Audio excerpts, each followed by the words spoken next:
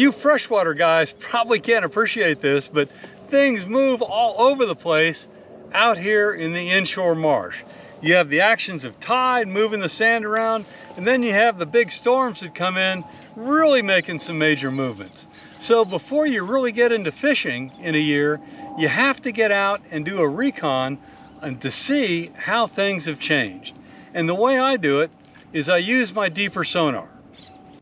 I use the Deeper Chirp, and since it's all shallow out here, typically I fish in about 3 feet of water. I don't use it to find the fish, I use it to find the structure. It's critical to understand where the little channels are, because at least here where I fish, when the tide comes in and the tide goes out, the redfish will run along those channels, even if they're only 6 inches to a foot deeper than the surrounding flats. So I know where some channels were last year. I need to go figure out, are those channels still here this year? Is that where I should fish? And just kind of poke around to see what's going on. Thankfully, I've got my phone mounted right here. The Deeper app uses the phone to communicate, and I can watch the structure go by, and in fact, I can even record it. So if you fish in the inshore marsh and you've never been out there before, using something like the Deeper Sonar, which is really good at very shallow water. I think it works down to a foot or 6 inches. I'd have to check the specs again. I'm getting old and it's been over the winter since I looked at them. But using that, I can find where the fish are gonna run and where the fish are gonna be. You know, I'm not gonna see a fish underneath my kayak, but it's only 2 feet deep. So that is a critical use of this piece of gear. And it's the only one that I've found that's sensitive down to the very shallow depths that my kayak will run across. Now I'm out here on a rising tide today. As you can see out there, a lot of the oyster beds are starting to get covered over and things like that. And that's okay, because I want a little more depth as I do the recon. I don't want to have to run across any sandbars out here as I figure out where everything is. I want to move out quickly, see where things have changed, and then figure out where to fish on my next trip. You know, one of the things I want to do is, this is the shoreline where we typically get bait. I want to run down here slowly, see what's back in terms of bait. I saw a couple small guys back there where I was beached, and I just want to see if there's any larger ones out here.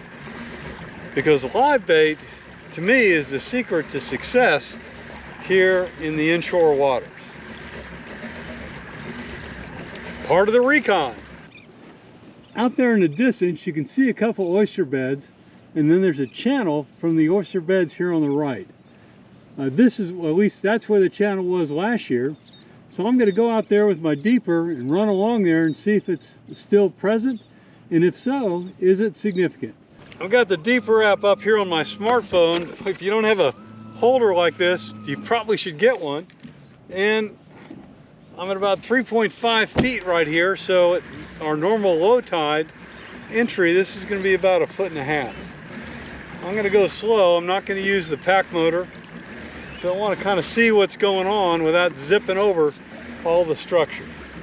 So I'm coming up on where the channel used to enter from the ICW over there. I see the crab pot off to my left. I'm just going to go straight and see if I can connect with a dip.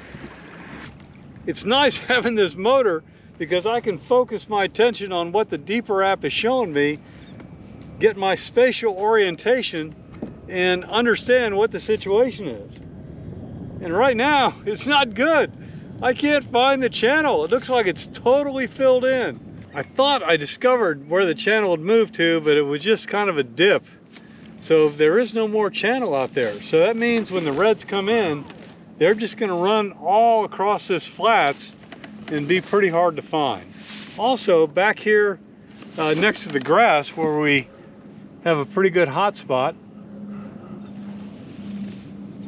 it's only about 2 feet right now, and I think the tide is up to about 4 feet. So they won't be back in here until closer to high tide. I guess that's good because that means we don't have to go as far.